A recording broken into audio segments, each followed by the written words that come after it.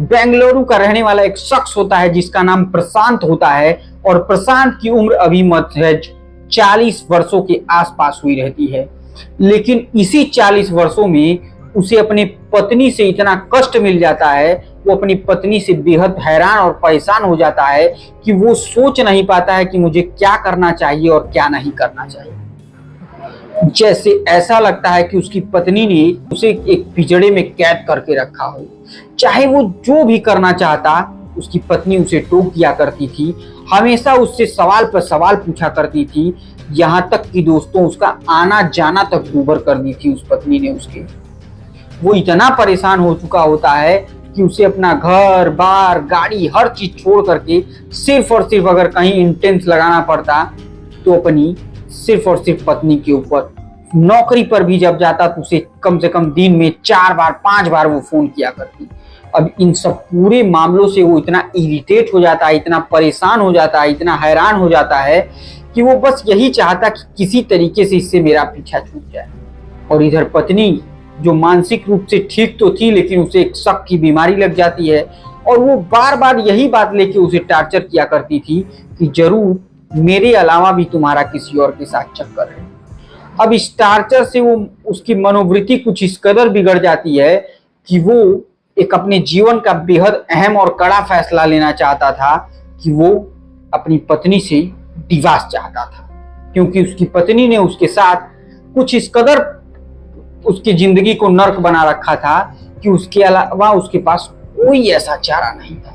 नमस्कार दोस्तों, मेरा नाम आर्यन मिश्रा और जुर्म के वर्चस्व की कहानी में आज की कहानी बेहद रोचक है और बेहद ही यूं कह लीजिए कि जीवन से जुड़ी हुई है, तो इसे अंत तक जरूर सुनिएगा। और अगर आपकी पत्नी भी आपको इस तरीके से टार्चर करती है तो कमेंट के माध्यम से जरूर लिखना बिल्कुल मत भूलिएगा। तो किसी की गर्लफ्रेंड भी टार्चर कर सकती है, वो लोग भी कमेंट में इस चीजों को शेयर जरूर करें। तो आज के जुर्म के वर्चस्व की कहानी हम शुरू करें उससे पहले एक छोटा सा निवेदन, अगर आप चैनल पर नए हैं तो मेरे भाई कृपया चैनल को सब्सक्राइब, वीडियो को लाइक और वीडियो को ज्यादा से ज्यादा प्लीज शेयर कीजिए। देर न करते हुए दोस्तों हम सीधे कहानी पर ही आते हैं। दरअसल दोस्तों ये कहानी शुरू होती है बेंगलोर के प्रशांत से, और प्रशांत अपनी पत्नी से इतना परेशान हो जाते हैं, इतना उब जाते हैं कि वो उन्हें 2024 शुरू होते होते तलाक दे देते हैं। आखिरकार पत्नी भी अपने पति से नाखुश ही रहती है तो वो भी तलाक ले लेती है। उसे ऐसा लगता है कि कोई ऐसा पति मिलेगा जो बिल्कुल एकदम उसके कहने मुताबिक रहेगा, उसके साथ घर में रहेगा, कहीं नहीं जाएगा, कहीं नहीं आएगा और पैसे उसके पास बहुत सारे होंगे। लेकिन पैसों के मामले में प्रशांत बिल्कुल ही यूं कह लीजिए कि जब वो कहीं काम ही नहीं कर पा रहा था, कहीं मन ही नहीं लगा पा रहा था, तो उसके पास पैसे भी आते तो कहां से आती। और पैसे के मामले में बेहद खराब स्थिति हो चुकी होती है किसी की, तो वो थी प्रशांत की। अब दोस्तों जब इसका तलाक हो जाता है तो मेन कहानी अब जो हम आपको सुनाना चाहते हैं दोस्तों वो यहीं से शुरू होती है। जब 2-3 महीने हो जाते हैं इस तलाक के तो प्रशांत को अंदर से जगता है कि नहीं, मुझे किसी और से देखना चाहिए, मुझे शादी करनी चाहिए, क्योंकि मेरा जीवन काफी लंबा कटने वाला है। और यही सब सोचते हुए उसने एक डिजिटल ऐप का सहारा लिया और उस ऐप का नाम था you are my type. You are my type. और इसी you are my type app पर प्रशांत जाता है, अपने पूरे डिटेल को फुलफिल करता है और उसके बाद बैक हो जाता है। और इसी के बाद से 23 अप्रैल 2024 को प्रशांत के पास एक मैसेज आता है और उसमें एक लड़की होती है जिनका नाम होता है सारा शर्मा। और सारा शर्मा अपने बारे में सारा कुछ बताती हैं। किसको? प्रशांत को। वो बताती हैं कि मैं भी एक बेहद नॉर्मल परिवार से हूँ, लेकिन मैं कुछ तरीके के ऐसे काम करती हूँ जिससे मेरे पास ठीक ठाक इनकम हो जाती है और मैं अपने जीवन यापन कर पा रही हूँ।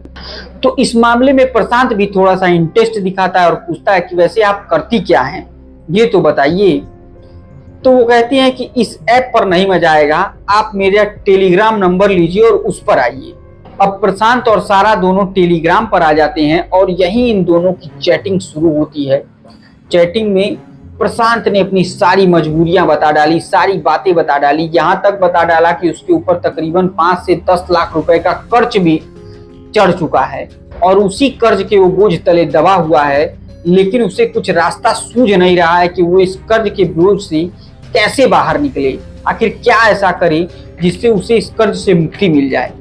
अब हर तरीके की बातें सेट होने के बाद आखिरकार टेलीग्राम पर घंटों घंटों मैसेज चलने के बाद जब पूरी आप बीती सुन लेती है सारा, तो वो अपने होने वाले पति, मतलब यूं कह लीजिए कि इन दोनों ने शादी करने तक का प्लान बना लिया, तो अपने होने वाले पति से ये कहती है कि बताइए मैं आपसे शादी कैसे कर लूं, आपकी तो आर्थिक स्थिति ही नहीं सही है। तो कहता है हाँ आप तो सही कह रही है, मेरी आर्थिक स्थिति तो नहीं सही है, लेकिन इसके लिए मैं कुछ करूंगा और अपनी आर्थिक स्थिति जरूर सुधारूंगा, पहले आप मेरे लाइफ में तो आ जाइए। तो उस पर सारा कहती है कि नहीं, सबसे पहले आपका कर्जा उतर जाए फिर ही मैं आपसे शादी करूंगी।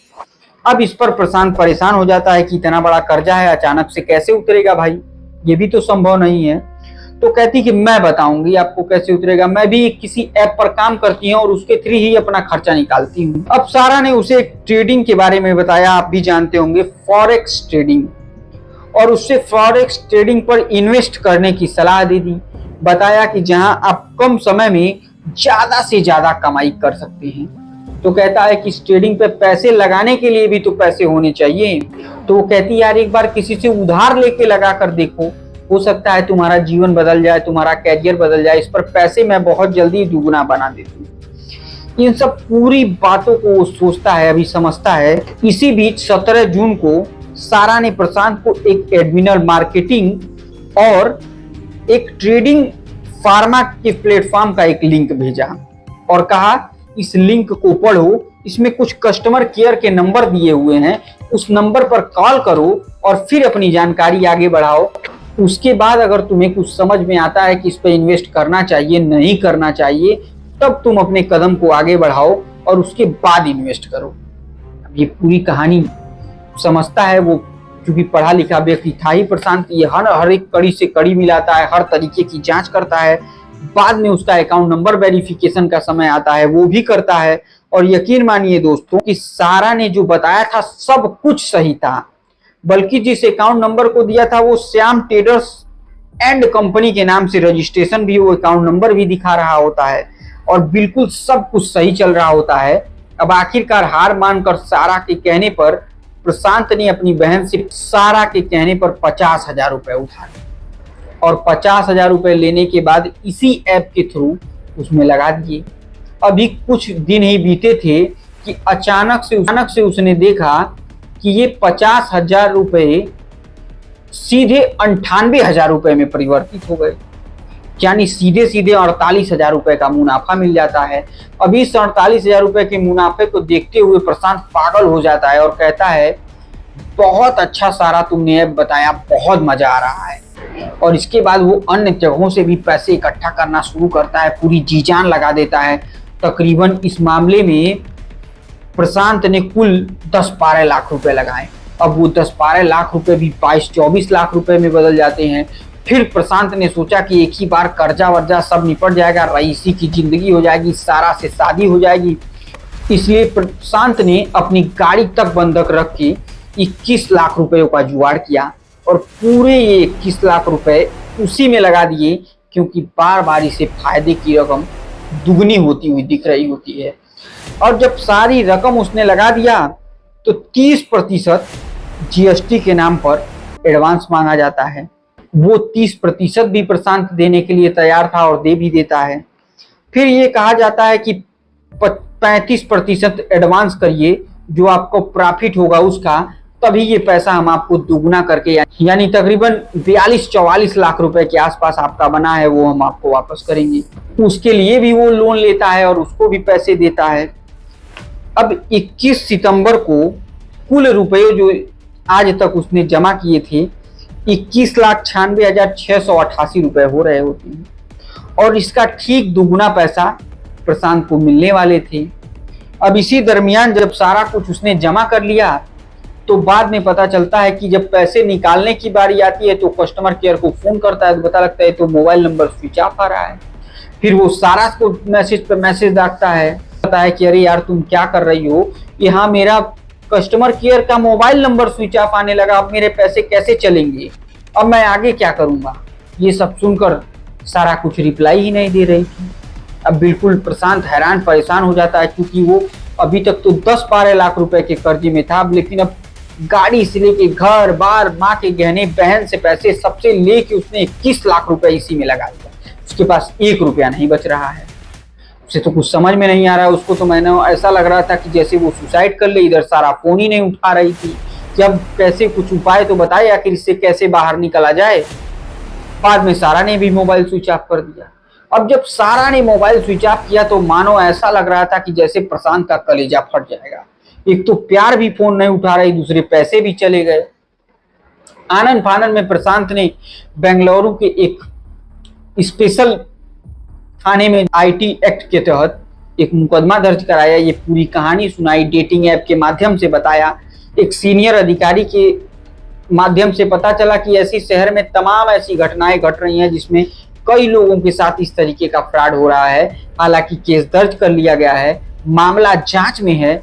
लेकिन यकीन मानिए दोस्तों, किसी भी तरह के डेटिंग ऐप पर बिना जाने पहचाने किसी भी महिला से बात कीजिए, उसे ना अपना फोटो दीजिए, ना उससे वीडियो कॉल पर बात करिए, ना ही उसके द्वारा बताए गए किसी भी प्रकार के ऐप में पैसे लगाइए, वरना पैसे तो जाएंगे ही जाएंगे।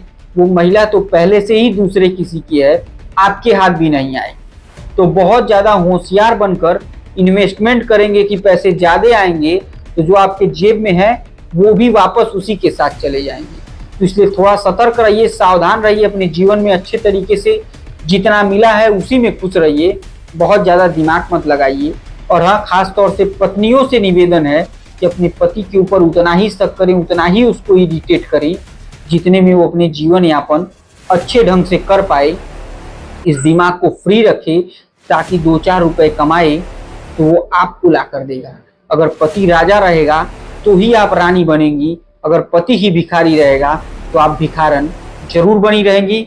इन्हीं सब बातों के साथ आज के जुर्म के वर्चस्व की हम कहानी खत्म करें उससे पहले एक छोटा सा विनम्र निवेदन, कृपया चैनल को सब्सक्राइब, वीडियो को लाइक और वीडियो को ज्यादा से ज्यादा शेयर कीजिए। तब तक के लिए मुझे दीजिए इजाजत। जय हिंद, जय भारत।